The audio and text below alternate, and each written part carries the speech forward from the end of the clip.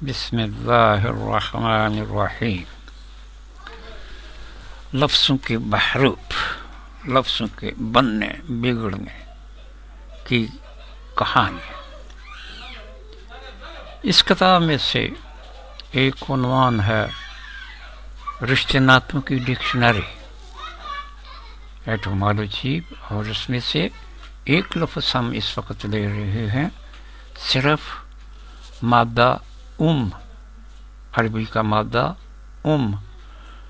और जिसका उर्दू, फारसी, पंजाबी रूप जो है, इसके अलावा नेट से जो कुछ मवाद हासिल हुआ है उसका इख्तिसार के साथ कुछ तज़किरा गोशगुजार किया जा रहा है। किताब के आगाज़ उन्वान से रिश्तों के डिक्शनरी का इब्तदाई चंद कलिमात गोशगुजार किए जा रहे हैं, जिसका उन्वान लगाया गया है जब लब लबों को चूमते हैं, जब लब लबों को चूमते हैं। सो गले के निचले हिस्सा से निकलने वाली आवाज को जब होंठ चूमते हैं तो का लफ्ज़ पैदा होता है। फिर समाज फरमाए, गले के निचले हिस्सा से निकलने वाली आवाज आ को जब होंठ चूमते हैं तो आम का लफ्ज़ पैदा होता है, और जैसे ही होंठों के पट खुलते हैं अब की आवाज पैदा होती है। फिर जरा समाज फरमाए, जैसे ही होंठों के पट खुलते हैं आब की आवाज पैदा होती है, आब की आवाज पैदा होती है। ये दो आवाजें हैं जो बच्चा फितरी तौर पर मुंह से निकालता है। इनमें से का लफ्ज़ माँ के लिए और अब का बाप के लिए इस्तेमाल हुआ है। इनकी अदायगी में किसी किस्म के तकल्लुफ़ की ज़रूरत पेश नहीं आती। एक लतीफ़ इशारा ये भी मिलता है कि जिन अल्फाज में बा, मीम या इनकी फ़ुरूआत इस्तेमाल होती हैं, इनमें से किसी हद तक फटने, फे की आवाज़ देख लें, पैदा होने, मंबा होने के आसार पाए जाते थे। इन अल्फाज के अजमी अब्दाल से मालूम होता है कि हिंदी, उर्दू, पंजाबी ने सिर्फ यही नहीं बल्कि तकरीबन अक्सर ज़बानों ने इसी मादे को, अलिफ मीम के मादे को बगाड़ करके मकामी रंग दिया है, जैसे कि नीचे के अब अगले मसालों से वाज़ेह हो जाएगा। अब अम्मा, माँ, मम, मामा, माम, ये जितने भी अल्फाज हैं सारे के सारे माँ के लिए बोले जाते हैं। ये माँ के लिए बोले जाते हैं और इनका माखज़ क्या है? अलिफ मी मीम। मादा क्या है इनका? अलिफ मी मीम। अब ये किस तरह बने? ये जो अलिफ है वो बुनियादी आवाज़ है। जब से गले से बाहर खारिज होती है तो रास्ते में ज़बान हाइल हो जाती है।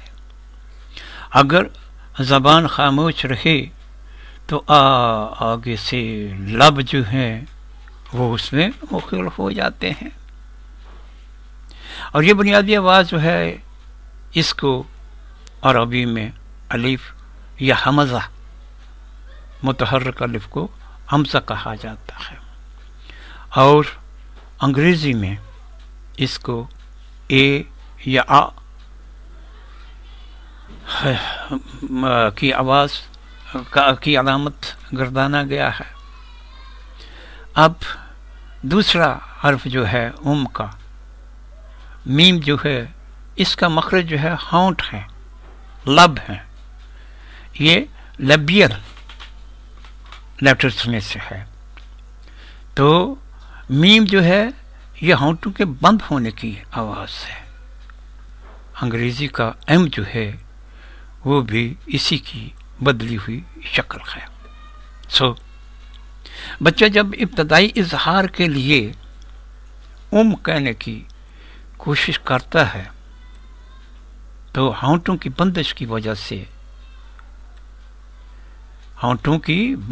वजह से आवाज़ पीछे को पलटकर नाक के रास्ते खारिज होने की कोशिश करती है।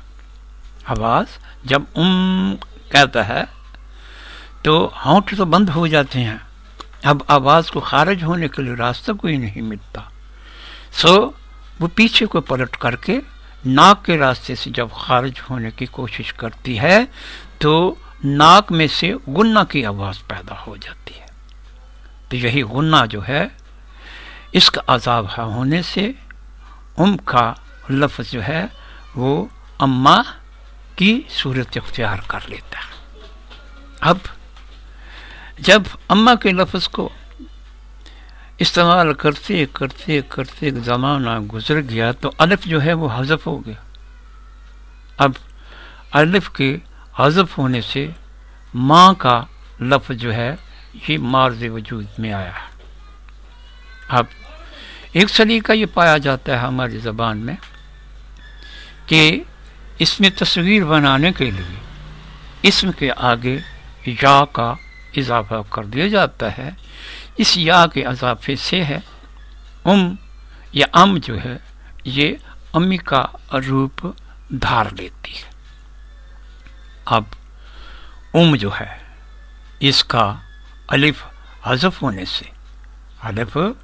होने से बाकी मम का सौतिया रह जाता है। ये मम जो है ये भी कुदरती आवाज़ है। ये मम का लफ्ज़ जो है बच्चों की ज़बान से जब अदा होता है तो इसका मफ़हूम पानी होता है और इसका माना एक जो है छाती।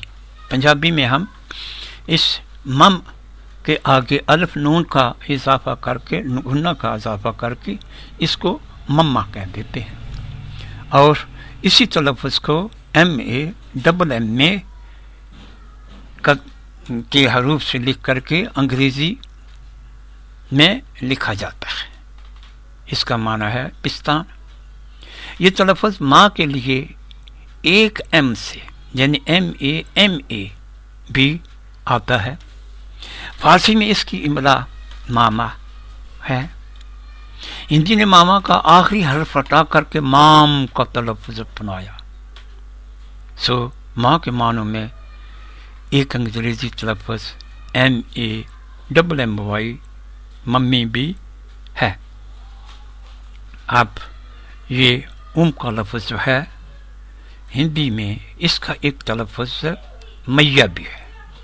एक तलफ़्फ़ुज़ इसका मैया भी है। मैया जो है ये भी इसमें तस्ग़ीर है। हाँ जी, माँ के आगे या का इजाफा करने से ये मैया का लफ्ज़ बन गया। ये तो था उर्दू का तलफ़्फ़ुज़। अब देखते हैं यही जो है ये बिगड़ करके पंजाबी में कैसे बेबे बन गया, बोबो बन गया, बे बन गया। याद रखना चाहिए मीम और बा जो हैं दोनों हम मखरज हैं और दोनों एक दूसरे में बड़ा आसानी से बदल सकते हैं। मामा का मीम बा से और अलिफ जो है याय मजहूल से बदल करके पंजाबी में बेबे बन गया। यही बेबे का तलफ़्फ़ुज़ जो है प्यार से बोबो बन गया और फिर इख्तिसार से सिर्फ बे रह गया, पठारी में बेबे को बे बोलते हैं। अब यही तलफ़्फ़ुज़ जो है का जो है के बिगड़ने से ही हिंदी में माता, अंग्रेज़ी में मादर और फ़ारसी में मादर और अंग्रेज़ी में मदर का लफ्ज़ इख्तियार कर गया, तलफ़्फ़ुज़ इख्तियार कर गया। अब इस तलफ़्फ़ुज़ का असली माख़ज़ अमूमा या अमूमत या अमूमतुन है। इसका माना है माँ होना। इस मस्तर को इस्म की शक्ल में हिंदी ने तब्दील कर दिया। किस तरह?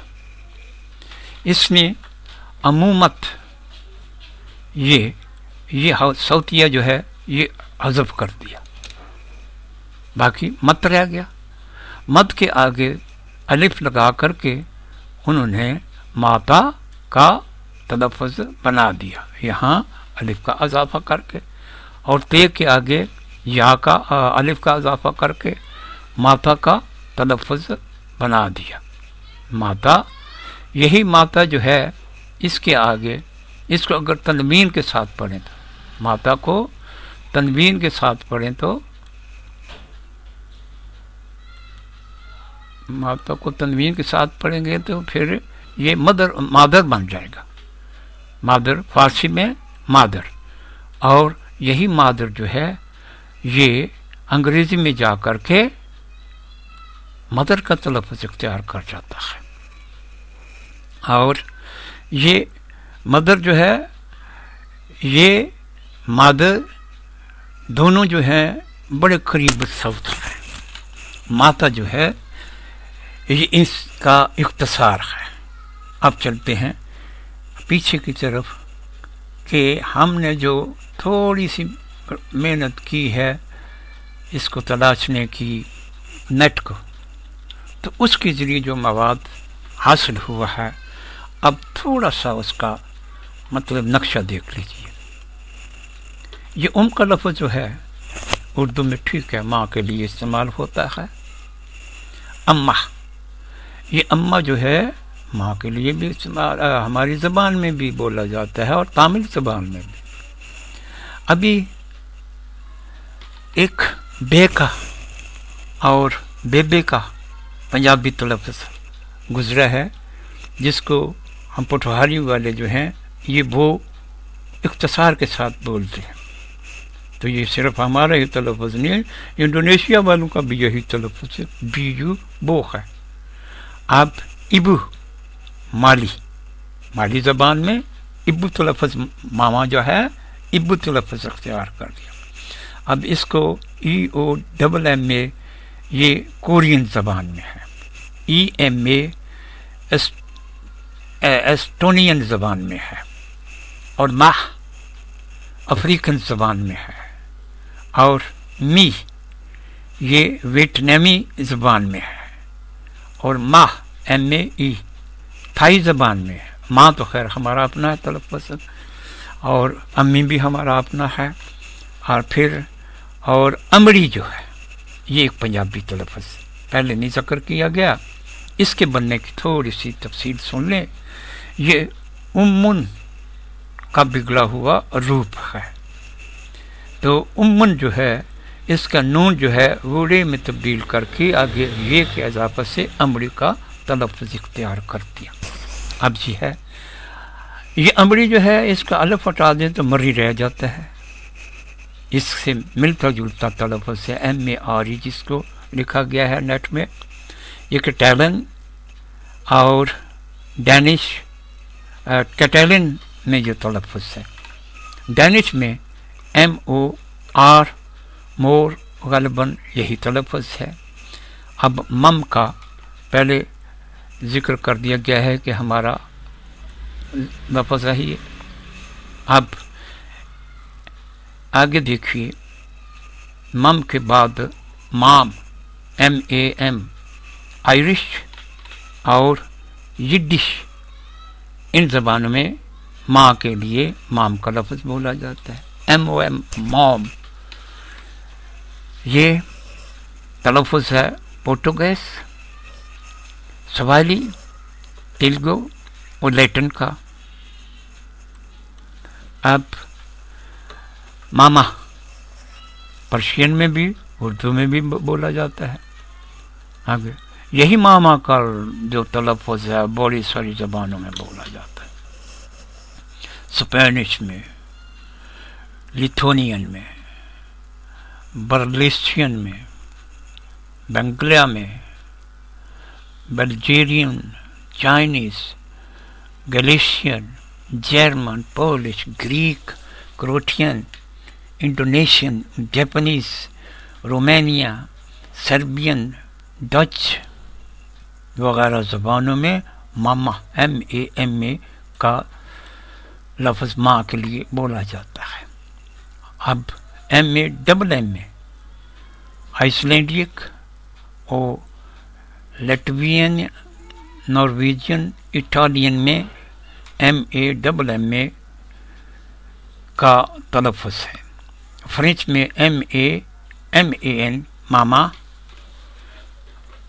और पर्शियन में भी मामा, और MAME रशियन में मामी, और MAMI इंडोनेशियन, इसलिए MAMO यूक्रेनियन, और स्वेनियन, MAN